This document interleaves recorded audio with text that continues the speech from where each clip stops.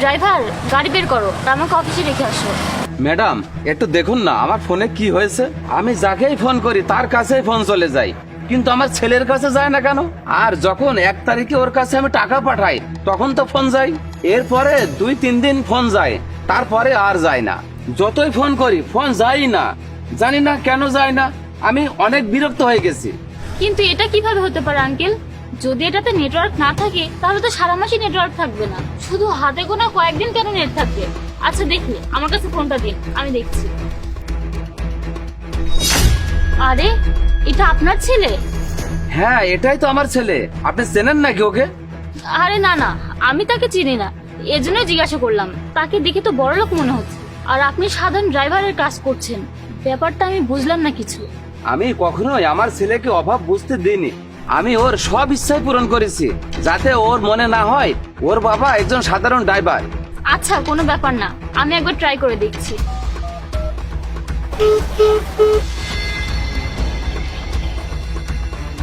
আচ্ছা কোনো সমস্যা নেই, আমি আমার ফোন থেকে চেষ্টা করে দেখছি।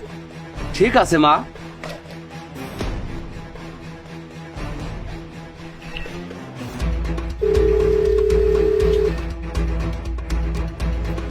আপনার ফোনে একটু সমস্যা হয়েছে, আমি এই ফোনটা নিয়ে যাচ্ছি, বিকেলে আমি আপনার ফোনটা দিয়ে যাব। আচ্ছা ঠিক আছে, কোনো সমস্যা নাই। ঠিক আছে, আপনি গাড়ি বের করুন।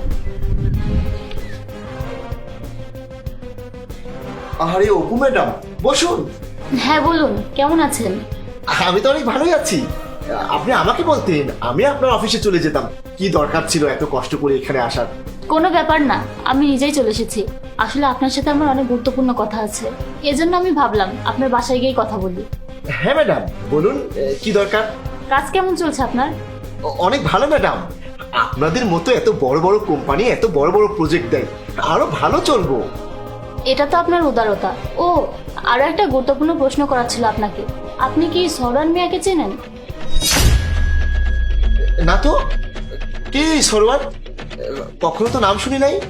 হ্যাঁ আমি জানতাম, আপনি ওনাকে কিভাবে বা চিনবেন। আসলে ওনার একটা ছেলে আছে, অনেক অপদার্থ, নিচু মনের মানুষ, নিজে তো এসির বাতাস খায়, আর ওদিকে ওই বেচারা যা কিছু হয়ে যাক না কেন, ঝড় হোক তুফান হোক অসুস্থ হোক, যা কিছুই হয়ে যাক না কেন, ওনার তো কোনো চিন্তাই নেই। এখন আজকের কথাই বলি, আমি যখন সকালে অফিসের জন্য বের হচ্ছিলাম, জানেন কি হয়েছে? উনি আমাকে তার গল্প খুলে বললেন। আমাকে বললেন যে দেখুন আমার ফোনে কি যেন একটা হয়েছে, আমার ছেলের কাছে ফোন যাচ্ছে না কেন। মাসে 2 থেকে 4 দিন ফোন যায়, তারপর আর ফোন যায় না। উনি ভাবতেছিলেন যে ওনার ফোনের সমস্যা, আসলে ওনার ফোন নষ্ট না, ওনার ছেলে নষ্ট। ওনার ছেলে তো ওনার নাম্বারটা ব্লক করে রেখেছে, মাসে 2-4 দিন নাম্বারটা খোলা রাখে যাতে উনি টাকাটা পেতে পারে।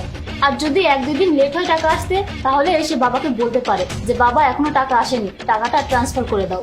আর যখনই টাকাটা পেয়ে যায় তখনই সে নাম্বারটা ব্লক করে দেয়। ঠিকই আছে তাই না? ওনার ছেলে তো ঠিক কাজই করেছে। এখন আমার কথাই বলি, আমি যখন অফিসে যাওয়ার জন্য বের হচ্ছিলাম তখন আমার বাবা আমাকে অনেক কথা বললেন যে তুই আমাকে সময় দিস না, তুই সময় দিস তোর মিটিং এ, তুই আমার সাথে কখনোই বসিস না। ওনাকে কে বলবে যে ওনার জন্য আমার কাছে কোনো সময় নেই? ওনার শরীর অসুস্থ হয়েছে তাতে আমার কি, কিন্তু আমার যখন শরীর অসুস্থ হয় উনি আমার জন্য অনেক কিছু করেন, সবকিছু ছেড়ে ছুড়ে তিনি আমার খেয়াল করেন, কিন্তু আমার কি আসে যায় তাতে? আরো আমাকে জ্ঞানও দিতেছিলেন যে দেখো মা, পিতামাতার জন্য সন্তান তো অনেক হয়, কিন্তু সন্তানের জন্য পিতামাতা একটাই হয়।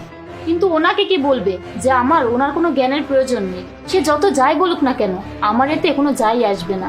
সরওয়ারের ছেলেকে দেখেন, বাবার টাকাতে তো খুব আরাম করে, খুব মজা করে, জানি না কত দেখানোর চেষ্টা করে যে সে কত বড় ফ্যামিলি থেকে এসেছে, আমি জানি। আর আপনাকে একটা কথা বলি, এখনো তার কাছে অনেক সময় আছে, সে যদি চায় এখনো সবকিছু ঠিক করে নিতে পারে। আর এমন যেন না হয় যে অনেক দেরি হয়ে যায়। আচ্ছা আমি এখন যাই, অনেক সময় নষ্ট করে দিয়েছি, আমার অনেক কাজ আছে এখনো। আর আপনাকে দেখে তো মনে হয় না আপনি একজন ড্রাইভারের ছেলে।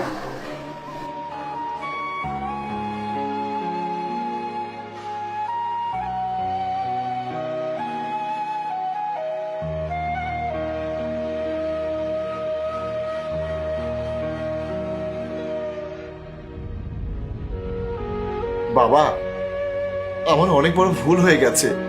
প্লিজ বাবা, আমাকে তুমি ক্ষমা করে দাও।